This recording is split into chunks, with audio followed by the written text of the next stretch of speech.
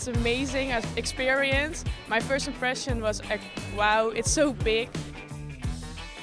It becomes an inspiration to actually come here and mix with so many people who are like-minded. It gives us a really good understanding as to how our product can integrate and we can communicate with the users around the world.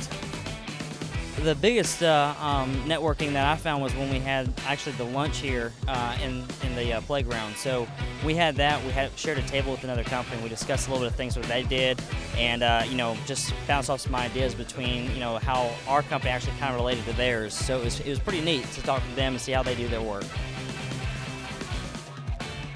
This is about talking about the technology. Show me what you can do, or let's have a look at this, let's talk about problems, let's actually find solutions for those things. So that's what keeps us coming back.